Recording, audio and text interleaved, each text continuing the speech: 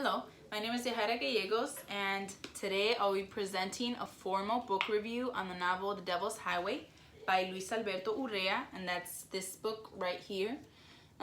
Mind me, I haven't done a book review since like the 4th grade, and these usually consisted of lots of doodles, crayons, colored pens, and much less bias than you will see today.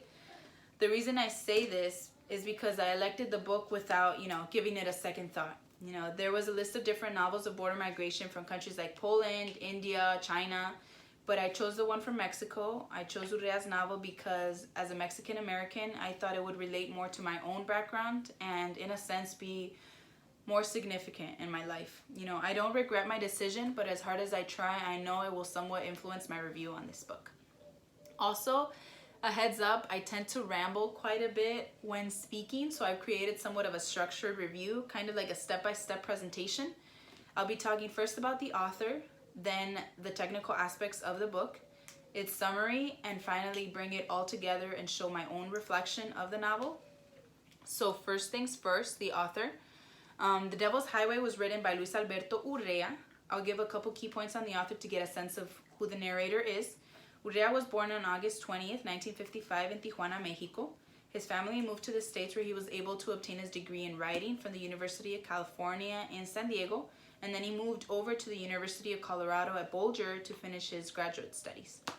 He is a Mexican-American poet and novelist. He's written both fiction and nonfiction and has won many awards, including the 2004 Lenin Literary Award and the American Book Award.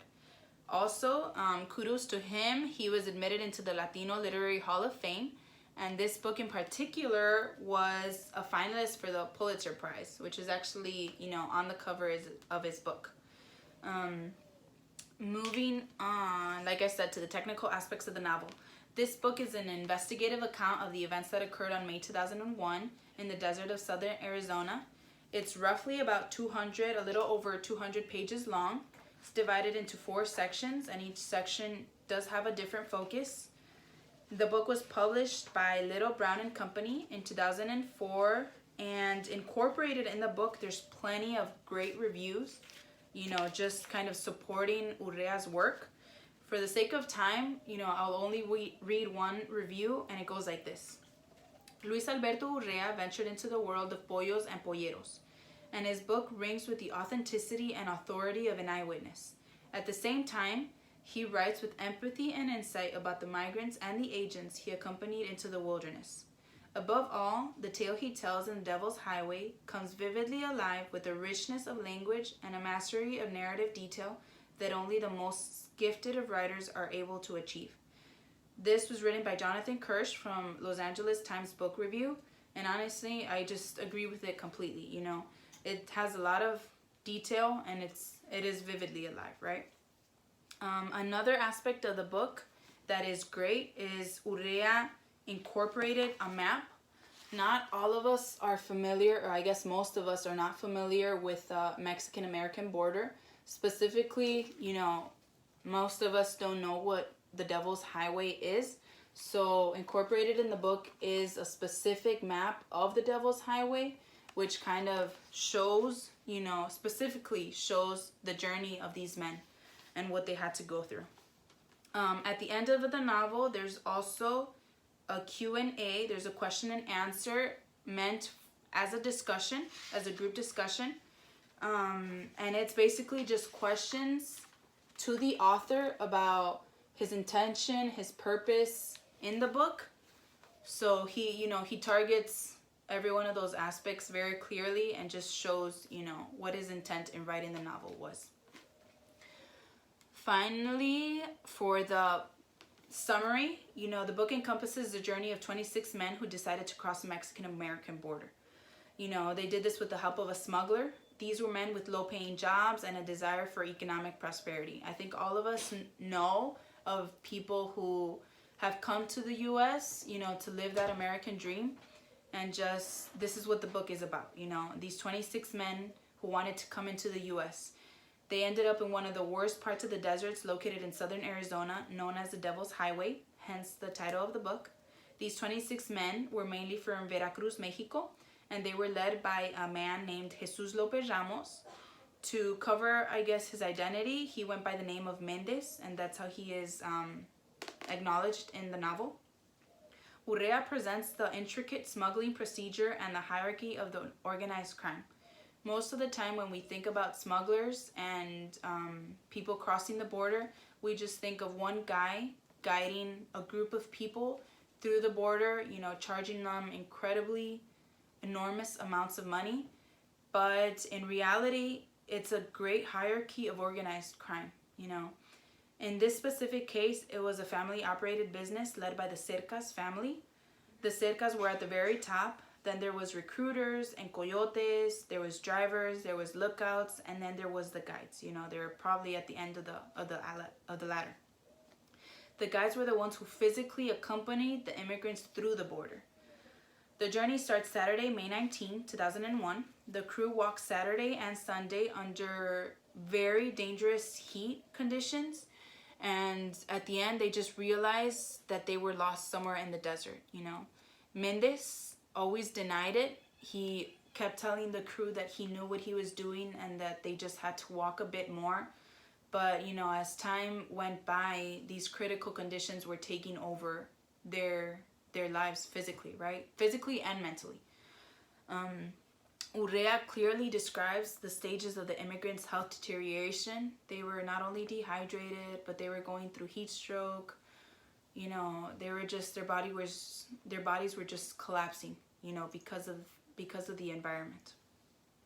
On Monday, Mendez, the guide, had left the group arguing that he had gone to get help, but in reality, you know, he says he went to get help, but the immigrants say he just fled and just left them behind.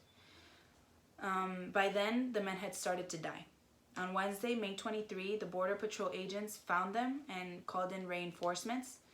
The survivors were taken to the hospital and the deceased bodies were found and collected. Urrea then goes on to describe the interrogation process for the survivors and the case against Mendez in the U.S.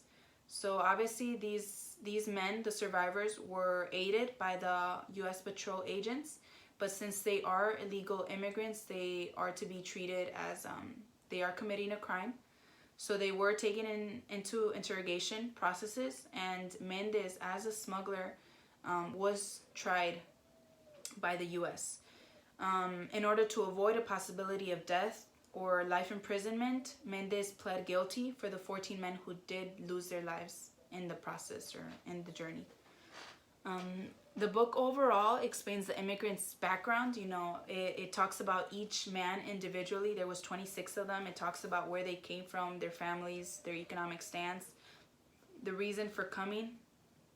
It also explains their journey. It explains step by step, you know, the times, the dates, the environment of the journey.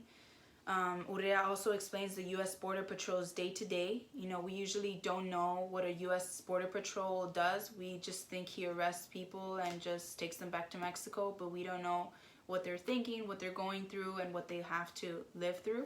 So he targets that area as well. And finally, he evaluates the complexity of the border migration, right? It's not just immigrants crossing the border. There's a whole process, a very complex process of border migration.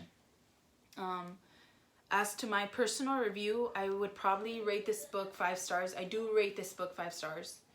But as I said before, as a Mexican American, I might have a bit of bias even before I started reading the novel, right? I've known people who have had to cross this journey or had this same experience to achieve what everybody, you know, sees as the American dream. So there is that sense of bias from my part. In my own view, you know, I thought of the Border Patrol agents as the bad guys. You know, they're just waiting to catch their prey and just throw them back to Mexico, right? I also had plenty of mixed feelings about the coyotes and the guides. They were charging thousands of dollars, but in a way they were helping our people find better opportunities. So there was those mixed feelings. Luis Alberto Urrea's purpose, however, is not just to sympathize for the immigrants. His purpose is not to take a side. in this book. Instead, he does a successful job of portraying all the layers of border chaos. This book does not only focus on one group in particular, it empathizes with all the people involved, and this includes the agents, the immigrants, the government, and even the guides. The book shows the Border Patrol's duties, what they have to go through, and that they do, they go above and beyond, their duties. Many times they are falsely accused and harassed, but this book shows the emotional side to their everyday lives, right? It shows the humanity from the Border Patrol agents and just what they have to go through, because people like me, we don't know what they go through. Moreover, it shows the reasons why Mexicans migrate to the U.S. and how poverty and lack of government aid pushes them to seek opportunity elsewhere. These Mexicans aren't just coming because the U.S. sounds better, but because Mexico isn't providing for them and their families. They're just getting less than minimum wage, sometimes less than $1, at their jobs per day. So they are seeking, economic prosperity, they're seeking opportunity, they're seeking education for their children. And Urrea mentions all of this in his book. Moreover, it also, Urrea goes as far as to explain the costs of all this process, including the bills for the rescue, the medical attention, and repatriation for not only the arrested, but the deceased. Many times we think of the American government as selfish. Why are they not letting Mexicans come into the country, right? But we have to acknowledge what Luis Alberto Urrea acknowledges in his book. There's a lot more than just, not letting them in, but it's an organization, right? They have to pay for bills of rescue, pay for medical bills, and pay for their repatriation. There's a lot going through, not just, Americans being selfish. And it shows the understandable fear of Americans as they see hundreds of immigrants pour into America. We also have to understand that, Americans, people who live in the U.S., it's understandable that they have some fear. They see all these people coming in and they don't know the intention, right? But this book targets the immigrants' intention. They want a job. They don't just want to come and, commit crime or take people's jobs. They just want to work to provide for their own families. Finally, even though Mendez was seen as a murderer, leading those men to their death, we can't help but sympathize in a way for this 19-year-old boy who was driven by the idea of a better income. Mendez here is seen as the bad guy. He's the guy who left these people to die in the desert. But in reality, he's 19 years old. So he's just trying to provide for himself to get, a better income. And we can empathize with, like I said, with all the groups involved. In response to this account of events, there has been border reforms, and,